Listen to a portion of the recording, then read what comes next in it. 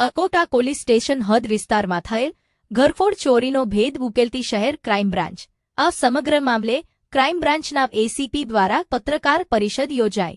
4 દિવસ પહેલા અકોટા પોલીસ સ્ટેશનની હદમાં પ્રતાપભાઈ શાહ કે જે પોતાનું મકાન બનાવી રહ્યા હતા અને મકાનની નીચે જ એમણે મંદિર બનાવેલું છે। એ મંદિરની અંદર ભગવાનની મૂર્તિઓ જૈન સમુદાયની મૂકેલી અને કેટલાક આભૂષણો મૂકેલા હતા। એની કોઈ ચોર ઇસમે ચોરી મતલબની ફરિયાદ 30 તારીખે જ અકોટા પોલીસ સ્ટેશનમાં રજીસ્ટર કરેલી, કેમ કે આ ધાર્મિક આસ્થા સાથે જોડાયેલો વિષય હતો। સાથોસાથ ભગવાનની ચોરી એક ચર્ચાસ્પદ વિષય બન્યો હતો, જેના અનુસંધાને વડોદરા શહેરની ક્રાઇમ બ્રાન્ચની ટીમ આ કામમાં લાગેલી। જુદી જુદી ટીમો જુદા જુદા કામમાં વણાયેલી રહેલી। એમાં ખાસ કરીને એ ચોક્કસ સમય અમને આ રાત્રિનો 30 તારીખના રાત્રિનો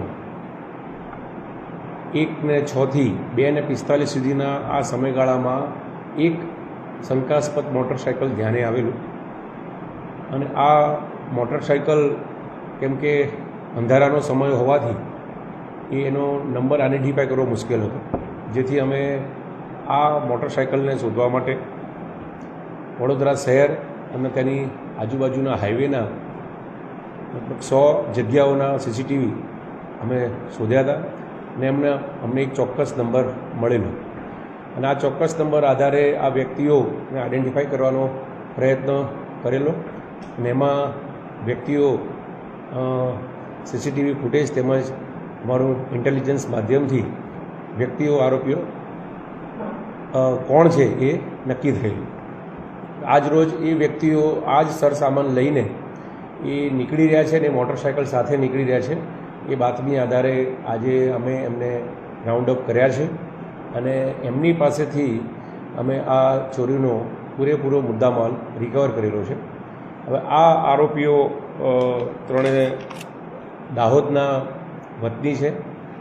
ચીલાકોટા ગામ અને એની આજુબાજુના આ ત્રણ વતની છે। વિજય ભુરાભાઈ સંગાળા, બીજો ધર્મેશ કાળિયાભાઈ માવી, ત્રીજો સુનિલ છતરભાઈ ડાંગી। આ ત્રણેય જણા અહીંયા વડોદરા શહેરની અંદર સેન્ટિંગનું અને જે કામ કરતા હોય છે એ કામ સાથે સંકળાયેલા છે।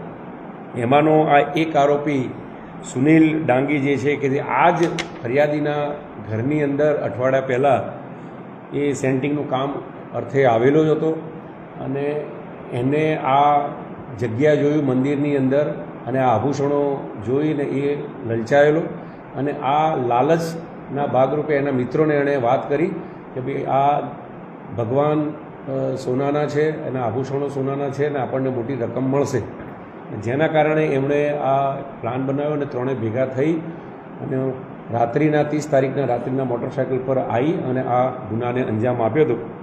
અને કેમ કે અમે અમારી લગભગ 6 ટીમો આ કામમાં લાગેલી અને છેલ્લા 3 દિવસથી સતત આ મોટરસાઇકલની શોધમાં રહેલી અને મોટરસાઇકલના માધ્યમથી આ 3 ઈસમો સુધી અમે પહોંચ્યા છે।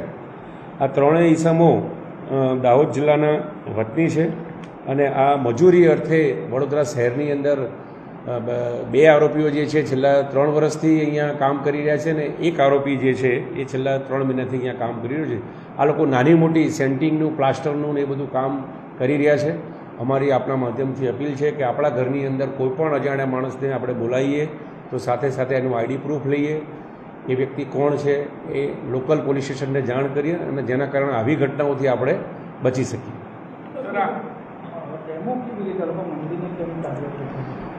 કે મેં આપણે કીધું એમ કે આ 3 આરોપી પૈકી સુનિલ ડાંગી ત્યાં અઠવાડિયા પહેલાં સેન્ટિંગનું કામ કરી ચૂક્યો છે। એ જગ્યા એણે જોયેલી છે। આ જે ભગવાનનું મંદિર છે એ મંદિરને એક બારી છે અને બારી બિલકુલ આસાનીથી ખોલી જાય એવી હતી અને એની અંદર પ્રવેશી શકાય એવી જગ્યા હતી। એટલે એ બારી મારફતે આ લોકો 3 અંદર ઘૂસ્યા અને એ જ બારી મારફતે એ આ 3 બહાર નીકળ્યા છે અને બારીની બાજુમાં જે દિવાલ હતી ઘરની અને દિવાલ ફાંદીને આ લોકો નીકળી ગયા છે। આ ત્રણેય આરોપીઓ પાસેથી પંચધાતુની આ પ્રભુજીની એક મોટી મૂર્તિ છે કે જે 1560ની છે. બીજી એક નાની પ્રભુજીની મૂર્તિ છે કે જે સને 1485ની છે. એ સિવાય પંચધાતુનું એક ગોળ ભગવાનનું ચક્ર છે, સાથે ભગવાનનો મુકટ છે કે જે ચાંદીનો છે, તેના ઉપર સોનાનું પ્લેટિંગ કરેલું છે. એ સિવાય અમેરિકન ડાયમંડની ભગવાનની માળા છે. અને આ મોટરસાયકલ મળીને કુલ 2,70,000નો મુદ્દામાલ પોલીસે કબજે કરેલું છે. આ બંને સુમતીનાથ ભગવાનની દેરાસરની મૂર્તિઓ છે, જે એક મૂર્તિ 540 વર્ષ જૂની છે અને બીજી મૂર્તિ 470 વર્ષ જૂની છે. અને અમે ખૂબ મહેનત કરી છે, ક્રાઇમ બ્રાન્ચની ટીમને એમને સફળતા મળી છે. આ જે આરોપી છે એ કોઈ પહેલાં બી આવી પ્રકારનો કોઈ ક્રાઇમ કર્યો? વડોદરા શહેરની અંદર એમનો કોઈ ક્રાઇમ રેકોર્ડ નથી, તેમ છતાં પણ અમે હાલ અકોટા પોલીસ સ્ટેશનને સોંપી રહ્યા છે અને અમે એનું ભૂતકાળ તપાસી રહ્યા છીએ. સર, આટલી હેવી મૂર્તિ લઈને ક્યાં ગયા, આટલા દિવસ ક્યાં ફરતા હતા અને આ વેચવા જે કોઈ જગ્યાએ જવાના હતા? બિલકુલ, આ 3 દિવસ પહેલાંની જ ઘટના છે.